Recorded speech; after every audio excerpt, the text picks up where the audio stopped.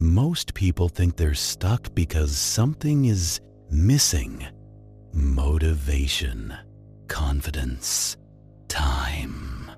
That's a comfortable lie, because if something is missing, it means you're waiting, and waiting feels responsible. Here's the part no one likes to hear. You're not waiting because you're unready.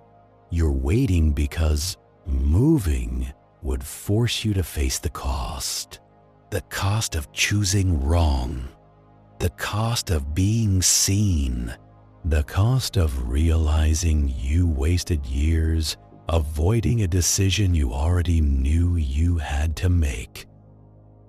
People love the idea of potential. Potential is safe. It lets you believe that one day, under the right conditions, you'll become someone else. But potential has a deadline, and most people miss it quietly. Look around. The world isn't full of people who failed. It's full of people who delayed, people who kept preparing for a version of life that never arrived. They watched videos, they made plans, they told themselves soon, and then soon turned into later. The uncomfortable truth is this: your biggest problem isn't lack of discipline. It's that deep down, you're still trying to avoid responsibility for the outcome. Because once you act, you can't pretend anymore. You can't say, "I could have." You either did or you didn't. That's why overthinking feels productive. It keeps you busy without putting anything at risk. Thinking feels like progress, but it's just motion in place. Like running on a treadmill and convincing yourself you're getting somewhere. Here's something most people never realize. Fear doesn't disappear after you decide. It disappears after you move. Confidence isn't something you build before action. It's the residue left after surviving what you were afraid of.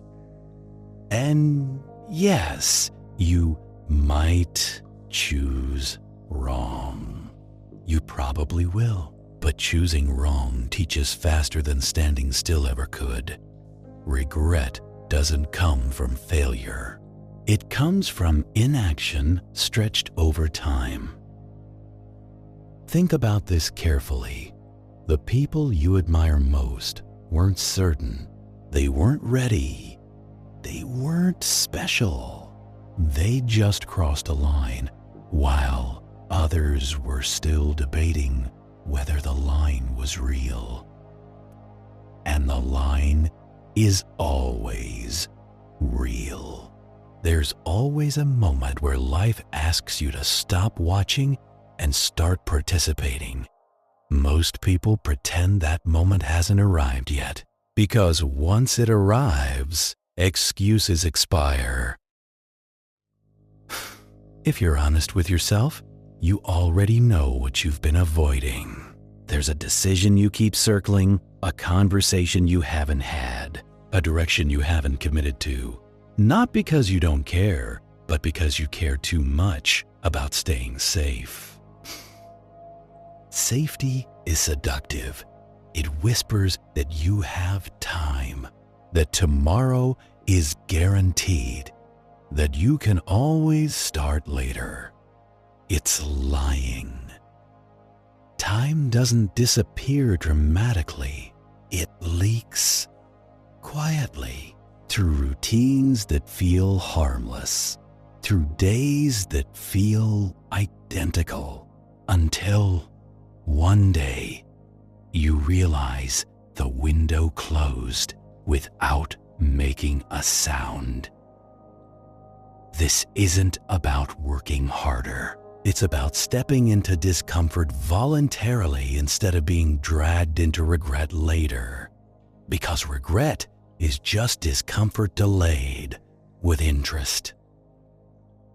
The moment you stop waiting, your life doesn't magically improve, but it becomes honest. And honesty is the foundation of anything real. So here's the only question that matters. Not tomorrow, not next month, not when you feel ready. What are you going to step into now, knowing you might fail, knowing it might be messy, knowing there's no guarantee? Because staying where you are is also a choice, one with very predictable consequences. And deep down, you already know what they are.